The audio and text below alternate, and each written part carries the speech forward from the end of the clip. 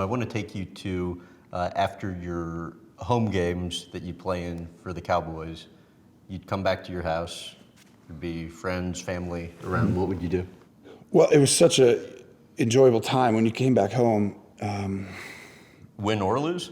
No, it was mostly when we'd win.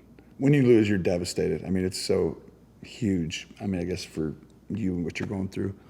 But when we'd win, it's like the greatest feeling in the world, and everyone's so excited. And we'd have family members and friends over, and I looked so forward to coming home. And it was just like you had that one night to really enjoy it before you had to start for the next week, the next morning. And we'd go back there. I'd put the game up, and I'd take them through like a series that I thought was really important. So I'd talk about, so here's what the da-da-da-da did, and here's what we did. We called this. Later in the game, you're going to see this is going to come back, and I'd show them. Same exact look. See, we were able to get to this play, do this. So it was probably the first time I was doing broadcasting, I guess you could say, what I'm doing now as an analyst.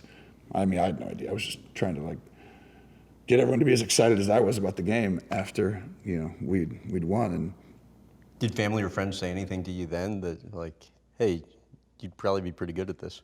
I think Everybody says it now, like that's when they recognized it, but did... Yeah, I mean, they just enjoyed it. I think more than anything, I don't think we all thought about, you should be a broadcaster. I mean, I was the quarterback, so you felt like you were doing what you were supposed to do.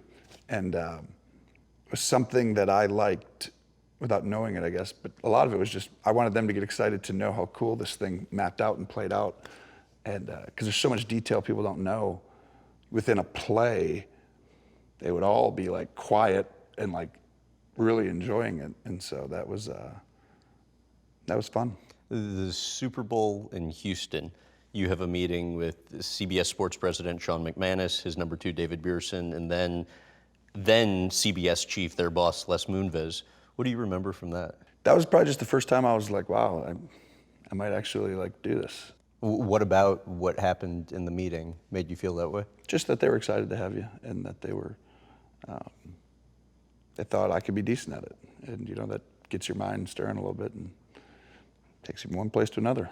If CBS hadn't dangled the number 1 A-team position to you, what's the likelihood you think you'd still be even playing football today? It's a good question. Good thing is that I don't deal in hypotheticals very often. So you love looking back, I thought. I love looking back and just making up stuff. Yeah. No, I don't know. It's a good question, but I don't know. But you would have, had it not been for that, you would have at minimum continued playing football that next season, in all likelihood. Maybe. Once again, it's hypothetical.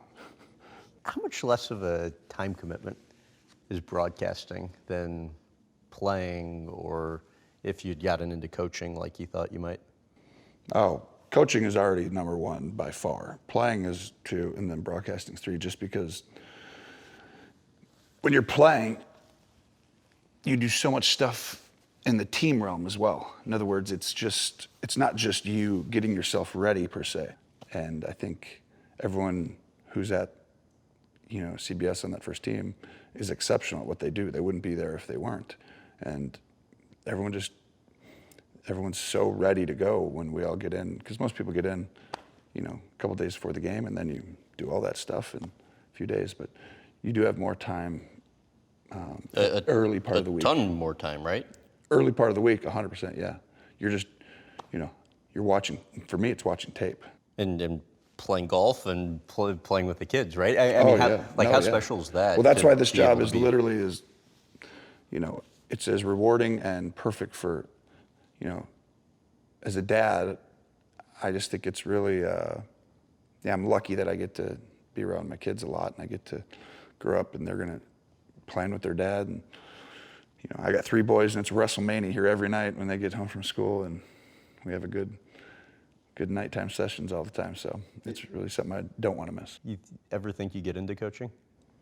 Not when they're young, no. I've said that a few times. Just, you never know. I never say never about anything, but as the kids are young, like I said, I don't want to miss out on that.